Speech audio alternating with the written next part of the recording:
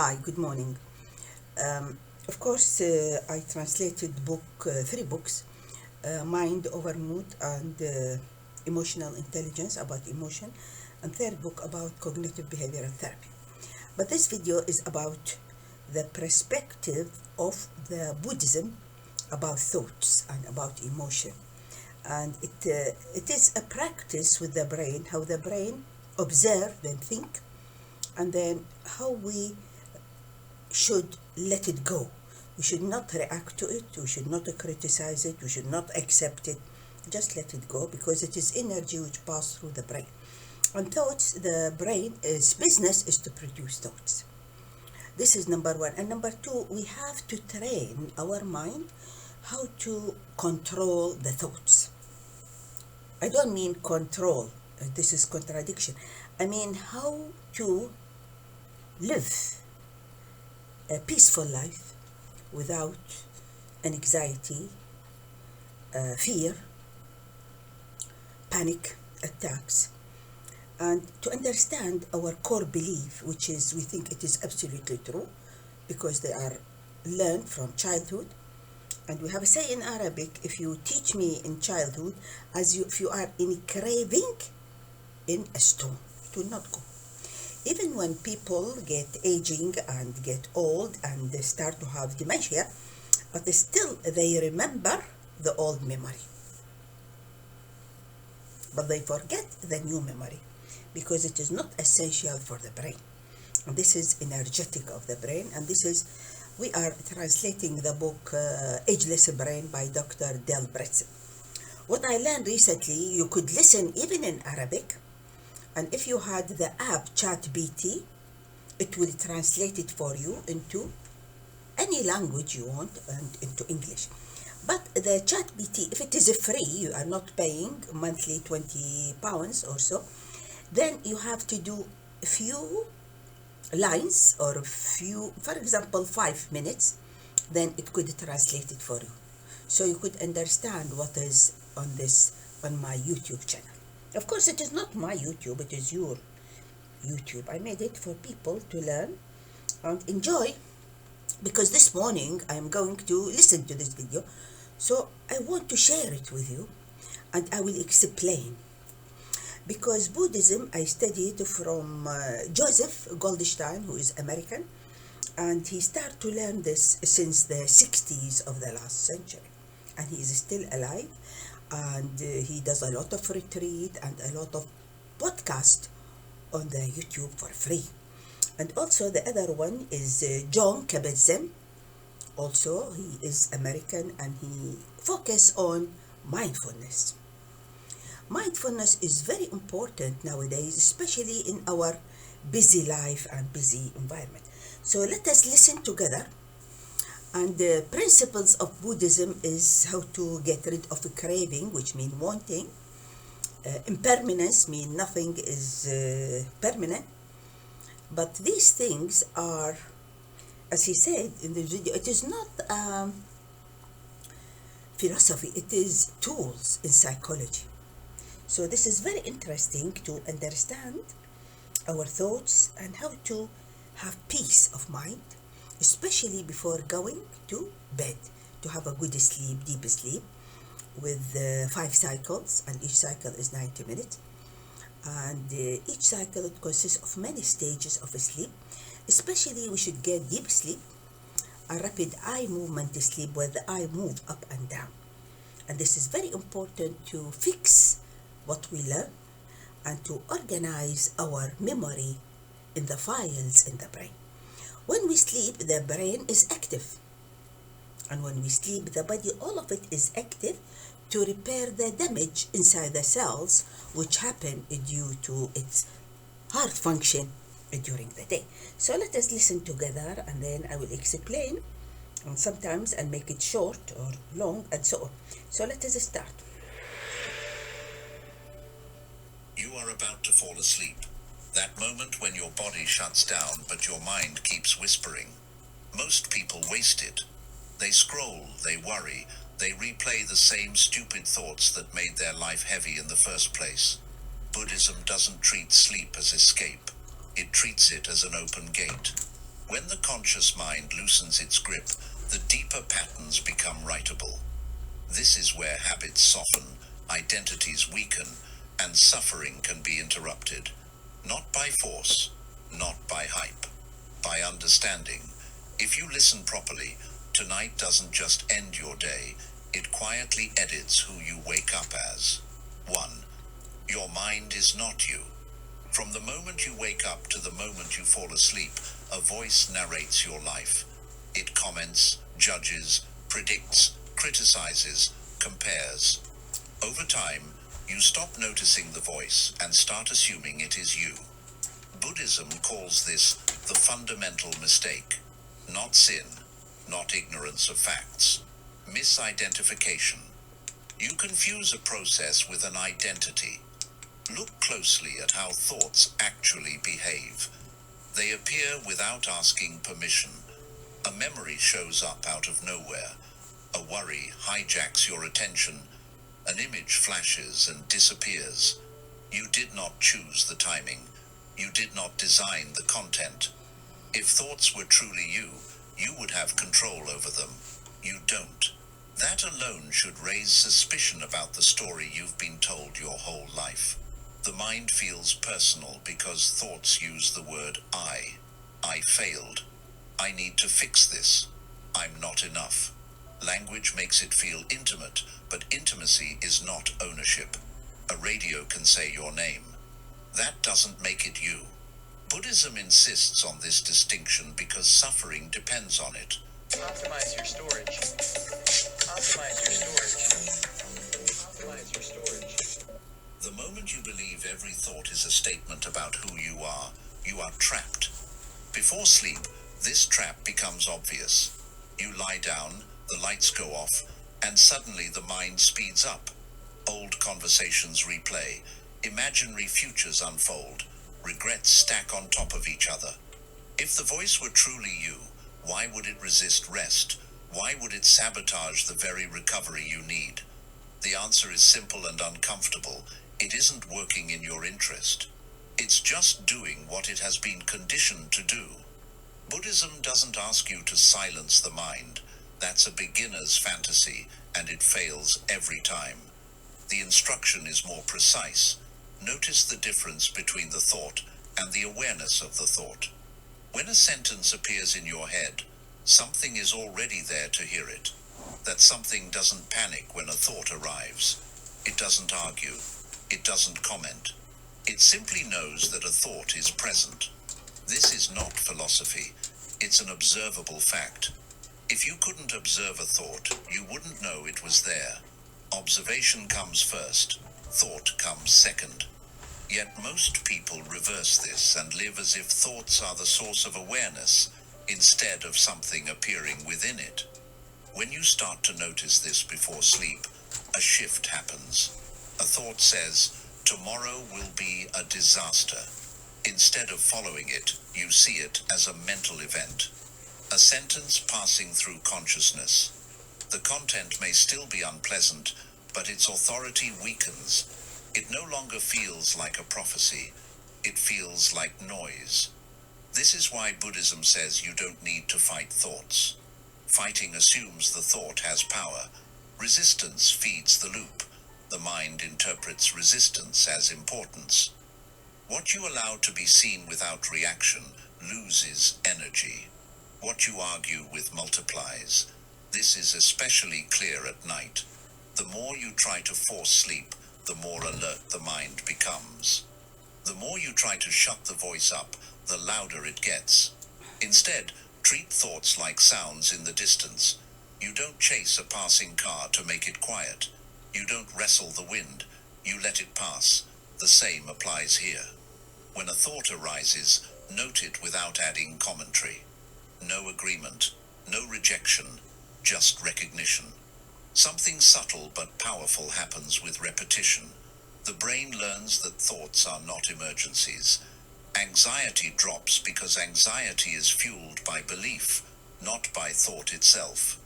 Ego softens because ego is nothing more than a collection of defended thoughts. Self-hatred weakens because it depends on taking internal criticism literally. The listener, the awareness that notices all of this, does not fluctuate the way thoughts do. Thoughts are frantic, repetitive, inconsistent. Awareness is steady, it doesn't rush. It doesn't narrate, it doesn't need reassurance. Buddhism points you to this not as a mystical idea, but as a practical anchor. When you rest as the listener, sleep comes naturally because there is nothing left to manage. Over time, this practice changes how you relate to your mind during the day as well. You start catching thoughts earlier. You see reactions forming before they turn into words or actions. You gain a small gap between impulse and response. That gap is freedom. Not freedom from thoughts, but freedom from obedience to them. This is what rewiring actually looks like. Not installing new beliefs, but withdrawing blind trust from old ones. Each night you practice seeing thoughts as objects. The nervous system updates. It learns that the presence of thought does not require action. It learns that silence is safe. It learns that awareness does not disappear when control relaxes. Eventually, something clicks. The mind still talks, but you stop living inside the commentary. You stop letting every sentence define you. Sleep deepens because there is no longer a manager on duty trying to fix life at midnight. You wake up clearer, not because problems vanished, but because you are no longer fused with the voice describing them. This is the foundation Buddhism lays before anything else. Not compassion, not discipline, not enlightenment. First, see the truth. The voice in your head is an event, not an identity. Once that is understood, suffering loses its grip, and sleep stops being a battlefield. 2. Craving is the engine of restlessness. Most people think their mind won't let them sleep because something is wrong with their life. Buddhism says that's not the real problem. The real problem is wanting life to be different than it is, especially when nothing can be changed. That wanting is called craving, and it is far more subtle and destructive than people realize. Craving doesn't always look like desire for pleasure. At night, it often disguises itself as worry, planning, or self-criticism. You lie in bed, and the mind starts negotiating with reality. If only I had said this. Tomorrow has to go better. I need to fix this before it's too late. These thoughts feel responsible, even necessary, but beneath them is a demand. Reality must comply with your expectations in order for you to feel okay. Buddhism is brutally honest here. That demand is the source of restlessness, not events, not memories, not uncertainty, the craving underneath them. The mind is not restless because it thinks. It's restless because it wants relief from thinking and believes thinking will provide it. This is the loop that keeps people awake. Notice how craving behaves before sleep. The body is tired, but the mind keeps reaching forward. It wants reassurance about the future or closure about the past. It wants certainty, control, justice, validation. And when it doesn't get those things, it tightens. That tightening is felt physically as tension, shallow breathing, and an inability to settle. Craving is exhausting because it never delivers what it promises. The mind says, just one more thought, and I'll be at peace. But peace never comes through satisfying craving. It only comes when craving stops. Buddhism does not moralize this. It treats craving like a mechanical process. When fuel is added, the engine runs. When fuel is removed, it stops. The problem is that most people don't recognize craving when it's happening. They think they're solving problems. But ask yourself this honestly.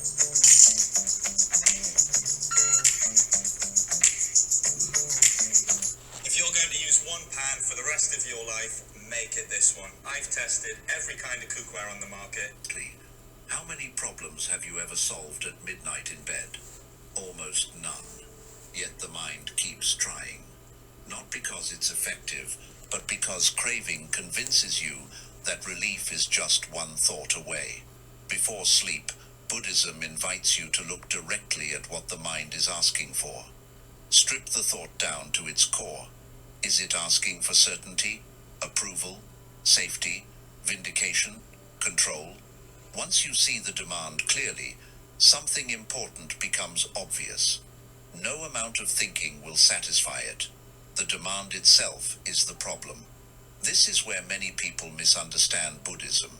They think letting go means suppressing desire or becoming passive. That's wrong. Letting go means seeing that craving is unnecessary. It means recognizing that peace does not come from getting what you want, but from no longer insisting that you must have it right now.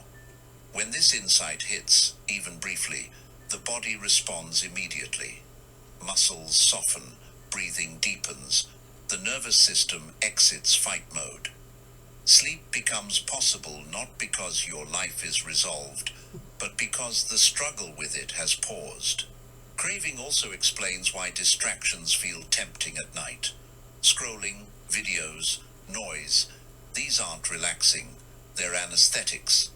They temporarily cover the discomfort of wanting things to be different. But when the stimulation stops, craving returns stronger. Buddhism doesn't tell you to distract yourself less out of discipline. It shows you why distraction fails. Instead of feeding craving, observe it. Feel the urge to think, plan, or replay. Don't follow it, but don't suppress it either. Let the urge be felt fully in the body. Tight chest, restless energy, subtle anxiety.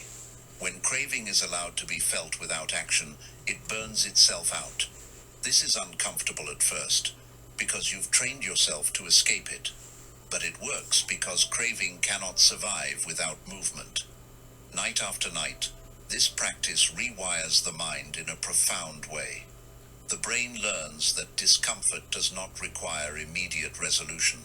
It learns that not getting what you want is survivable.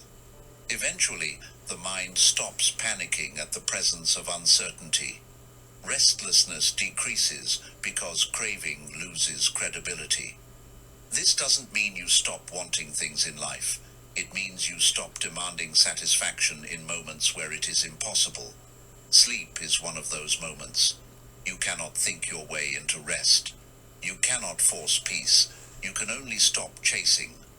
Buddhism teaches that craving is endless because it is based on a misunderstanding. The belief that external conditions must align perfectly for you to be okay. Before sleep, this belief collapses on its own if you let it. You are lying still.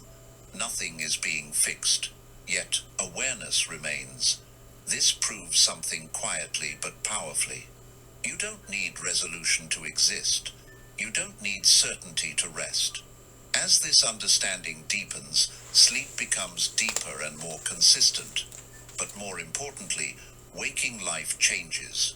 You become less reactive, less desperate, less controlled by the need for outcomes. You still act, but without the internal tension that comes from insisting life obey you. Craving is the engine of restlessness, but it is also the doorway to freedom. When you stop feeding it before sleep, the mind relearns how to be still. Not because it's forced, but because there is nothing left it needs to chase. 3. Impermanence is not a concept, it's a tool. Most people hear the idea that everything is temporary and treat it like background wisdom. Something nice to quote when things go wrong. Buddhism treats impermanence very differently. It's not a comforting slogan, it's a psychological instrument. Used correctly, it dismantles fear, attachment, and mental suffering at the root. The reason thoughts disturb you so much is not because they are painful, it's because you believe they will last. The mind assumes permanence by default. A bad mood feels like a condition.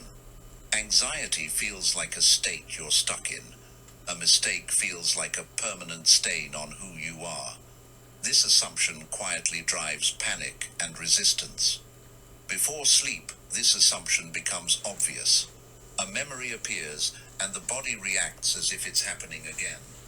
A worry surfaces and the nervous system treats it like a real threat. Why? Because the mind believes the experience will continue unless you intervene. Impermanence cuts directly through that belief.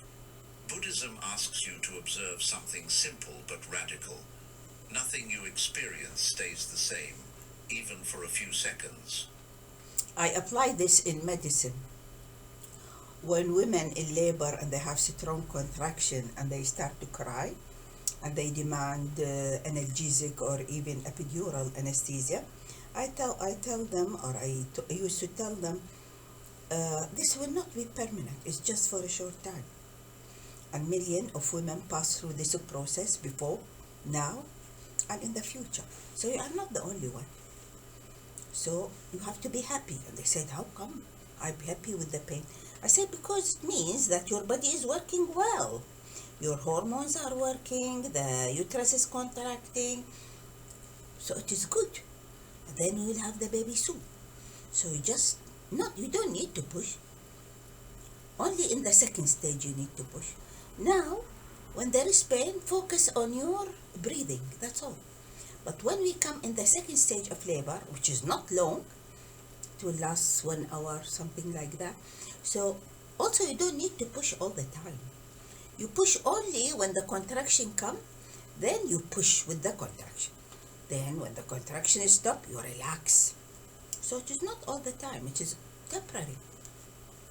And most of them, they don't need any sedation or any anesthesia, and they stay aware and they celebrate labor, and even they celebrate labor pain without any side effects of medicine or drugs or anesthesia, and they are in full control of their delivery, of their health. So now we will continue with this teaching about thoughts. And it is very, very important in our environment. It's very toxic, very noisy, and there is a lot of pollution, not only of the air, the soil, the water, even the sound. There's too much sound. Because in nature, we learn how to be in balance and how to be, it is cycle. Everything, our body works as cycles. Waves. It's not permanent. Even the hormone, up and down, up and down. During the day, and even during the month, especially women. And also the hormone, for example, cortisol, it is high in the morning, at least 2 hours before we wake up, to let us live and be active. And then in the evening, it will be less. And that's why in medicine we check the blood level of cortisol AM in the morning and PM in the evening. And the hormones in ladies, we check the estrogen during 14th day of the cycle, progesterone on the 21st day of the cycle, and we count from the 2nd day of the cycle. And during period, we check the basic hormone, which is secreted by the pituitary gland. So, we come back to Buddhism. It is not religion, it is a way of thinking to reduce suffering. And we human, whatever we have, we still suffer. We still want more. We are not satisfied. We are always craving. Not a craving for sugar and food and eating all day, but a craving for material things. So we have to continue, and we have to train our mind. The mind needs training, and this will become as a skill, like a surgical skill, or carpenter skill, or housewife skill, how to look after a home, and a house, and a husband, and children. And it is a skill, and this needs repetition. So, to be in peace with self, this is the main thing. We cannot finish everything in one day. We can't. I mean, once my mother in Iraq, she told me, we went to the graveyard. We have a very big graveyard, which is most of the people are buried in a very big place in the desert. So she said, Samira, all these people who are in the graves, they didn't finish their work. Yeah, just true. When you finish something, you want something else. When you finish something, and so on. So now we Not come back. thoughts, not emotions, not sensations, not awareness. They of don't them. last. Everything is in motion, whether you like it or not. Motion, You don't have to make change happen.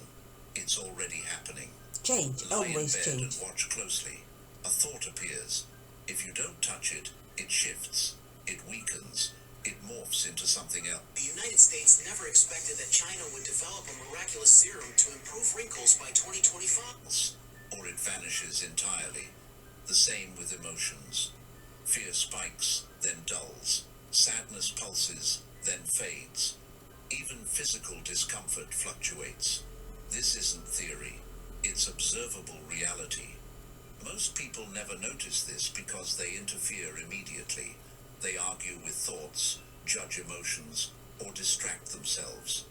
Interference freezes the process. Observation lets impermanence do its work. This is why impermanence is a tool, not an idea. When you truly see that an experience is changing on its own, you stop trying to escape it. And the moment you stop escaping, suffering drops sharply. Pain may still be present, but the panic around it dissolves. Before sleep, this matters more than at any other time. The mind is quieter. Sensations are clearer. You can actually see change happening in real time. A worry arises, peaks, and dissolves. A memory loses emotional charge as it repeats. The nervous system learns something crucial.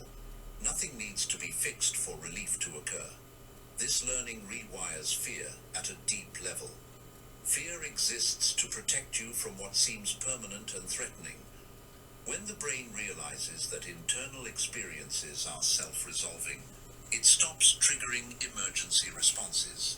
Sleep becomes easier because the system no longer feels trapped. Impermanence also breaks the illusion of identity. You think you are anxious, you think you are broken, you think you are behind in life. But these are descriptions of temporary mental states, not facts about a solid self. Watch carefully, and you'll see how quickly these states change. If they were truly you, they wouldn't come and go. Buddhism emphasizes this because identity-based suffering is the heaviest kind. When pain is seen as permanent and personal, it becomes unbearable. When it's seen as transient and impersonal, it becomes workable. Impermanence removes the "this is who I am" story that keeps people stuck. There is a reason the mind resists this insight at first. If things are impermanent, then control is limited. The ego wants stability, it wants guarantees, it wants certainty. Impermanence threatens that illusion, but once accepted, it brings a deeper kind of safety, the safety of knowing that no state can imprison you forever. Before sleep, you don't need to repeat "this will pass" like a mantra. That turns impermanence into hope, which is still attachment. Instead, observe passing directly. Feel the breath change. Notice the gaps between thoughts. Sense how sensations flicker rather than hold steady. This observation creates patience without effort. You stop rushing experiences toward resolution. You stop demanding relief on your timeline. You let time do what it already does best: end things. Overnights, something profound happens. The mind stops catastrophizing temporary states. A bad day no longer defines your life. A restless night doesn't become a personal failure. You develop trust in change itself, not optimism. Trust.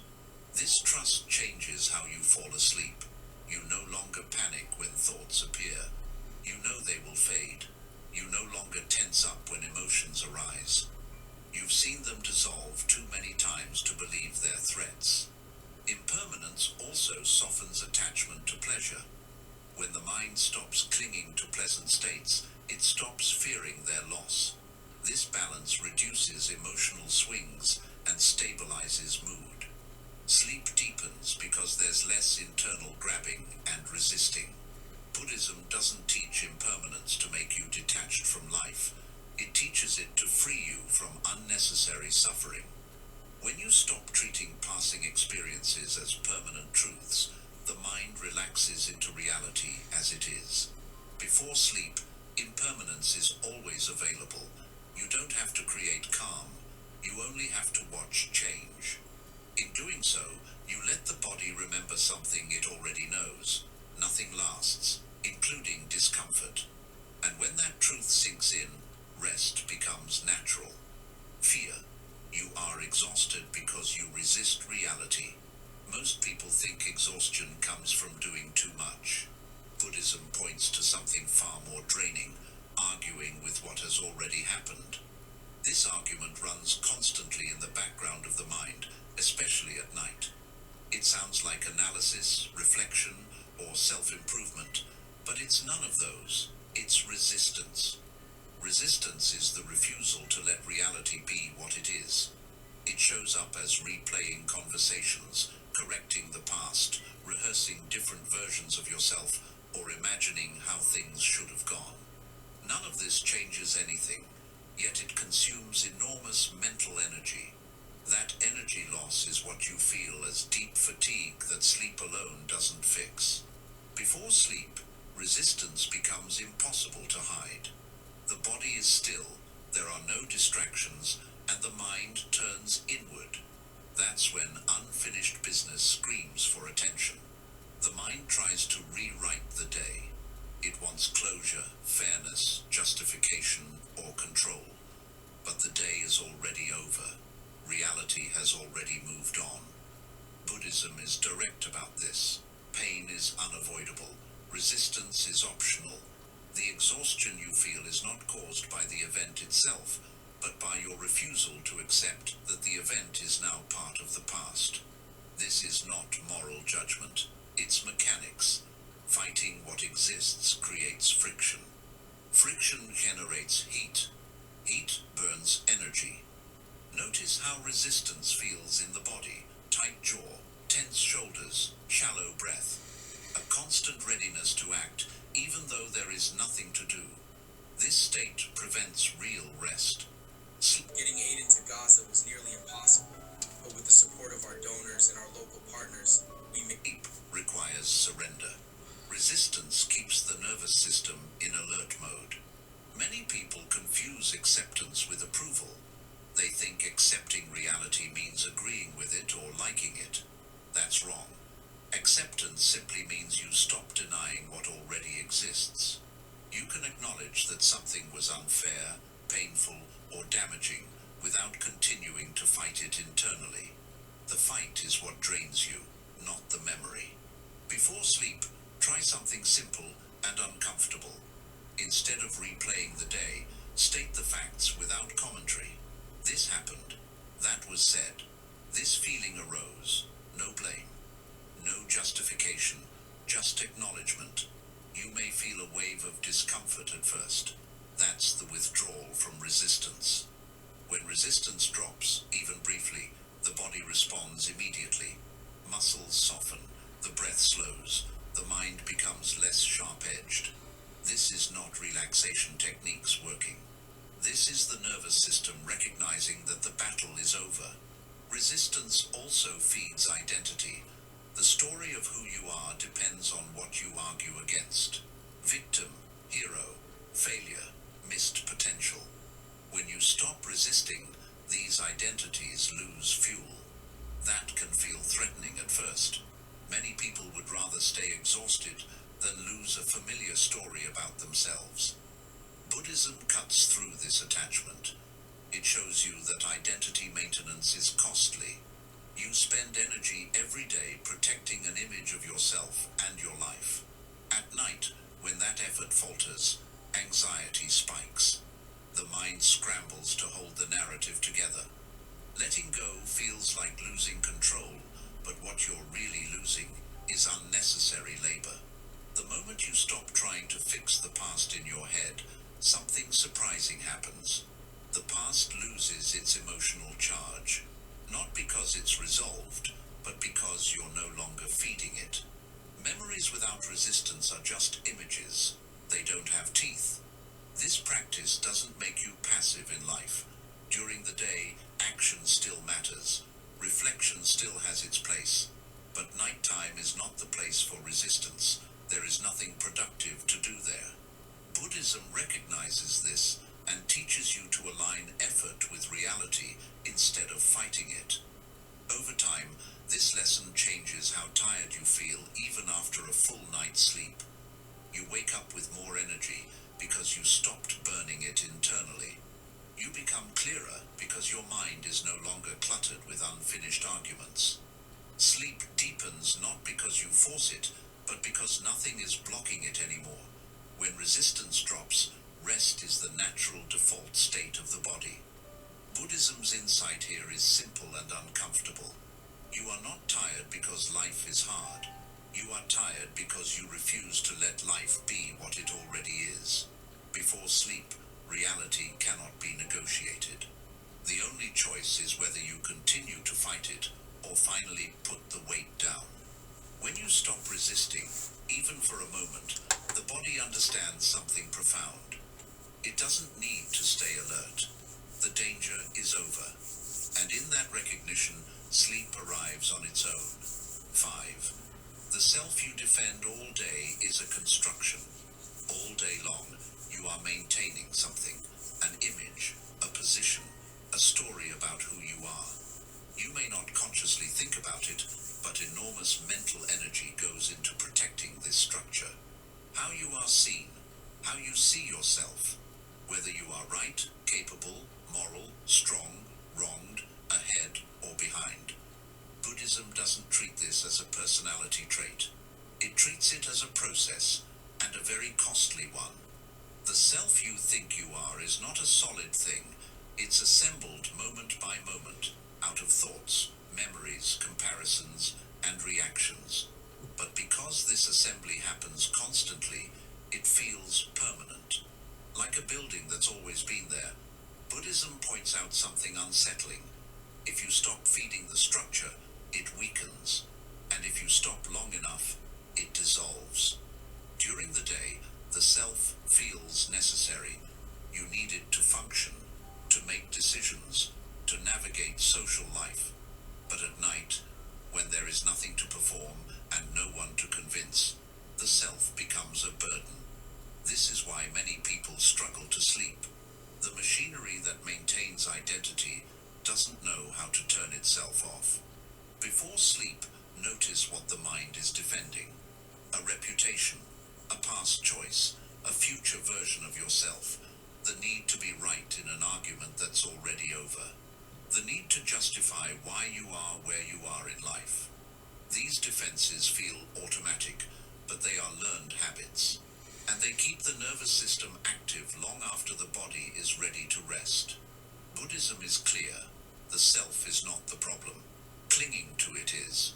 The effort required to hold the story together creates tension. The fear of losing the story creates anxiety. Sleep becomes difficult because letting go feels like disappearing. This fear is subtle. It shows up as the thought, if I stop thinking, I'll lose control. Or, if I stop reviewing my life, something will go wrong. These thoughts are not about safety. They are about identity survival. The mind is protecting a narrative, not your actual well-being. Before sleep, Buddhism invites you to drop the role, not permanently, just for now. You don't need to be successful, improving, or understood in this moment. You don't need to be a good or bad person. You don't need to have an answer to your life. All of that can resume tomorrow. This is harder than it sounds because the self is addicted to continuity. It wants to exist across time. But sleep interrupts continuity. Conscious control fades. And the self panics because it depends on constant reinforcement. Watch what happens when you stop feeding the story. When a thought arises about who you are, don't continue it. Let it end. There may be a moment of emptiness or disorientation. That's normal. It's the space that was previously occupied by self-talk. In that space, something surprising is revealed.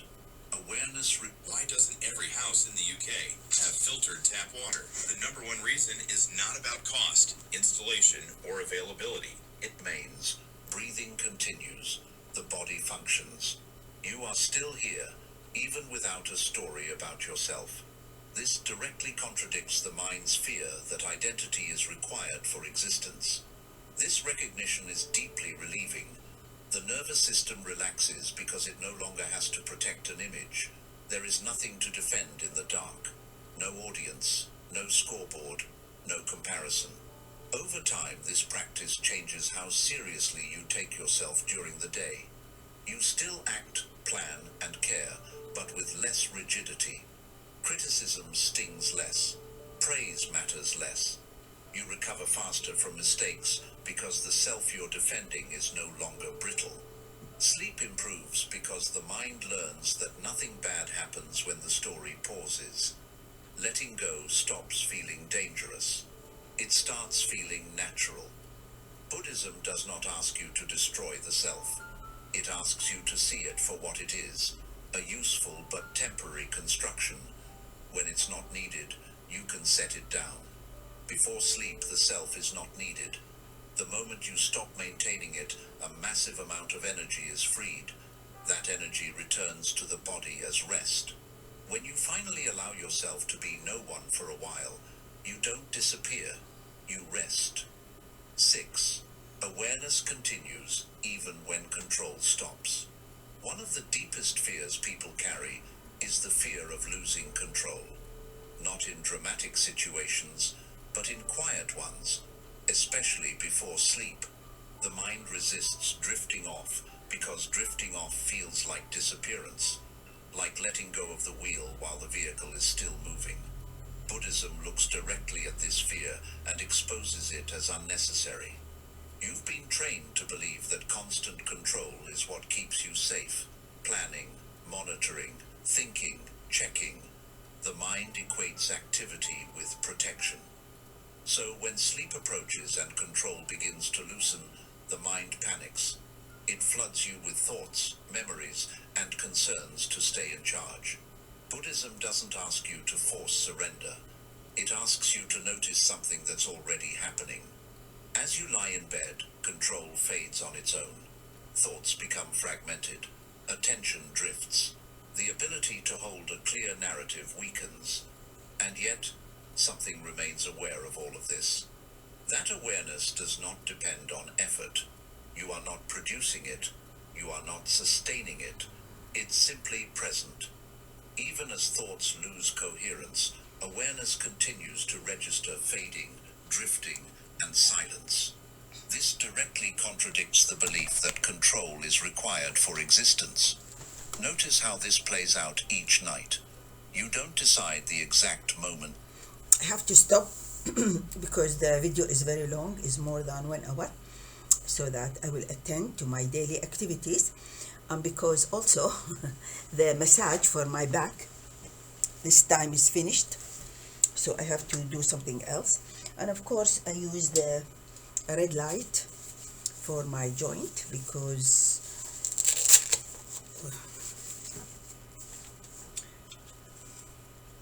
so I use the time to treat myself, because nobody is perfect and everybody has problem to deal with, and because this channel is about health, so I'm using my time to help myself with the red infrared light heat massage while I'm listening to teach my brain meditation. Of course I know it, but repetition is very good, so that I remind myself to be in peace with myself and to accept everything. Also, I have many videos about the Stoic philosophy, how to live in even if your life is difficult. And this is very important because we people, we face a lot of problems, wars, we left everything, we immigrated to another country, to a different geography, different culture, but we have to adapt. And this is because of safety. Of course, some immigration is because of economical reason. They get better chances in Europe, but for some of us, it is not. In fact, we lose because we are more respected, more needed in our countries. But still, we have to leave because we have to be safe. And we are thankful for countries who take us and give us safety. And thank you and goodbye. So you can translate even the Stoic philosophy from Arabic into English if you use ChatGPT. But you need two devices. One, will you listen to the video, the other, it has ChatGPT, and ChatGPT you have to make it fragments. It doesn't take all the lecture. Get confused, and it will translate only the last part. And sometimes even the translation is not perfect, but it is better than nothing. When I'm translating now the Ageless Brain, this is this book, I do it myself, direct translation, and I'm getting better. It was difficult at the beginning when I did Super Gut, book by Dr. William Davids, but now I'm better, quicker, because it is a skill. Thank you and goodbye.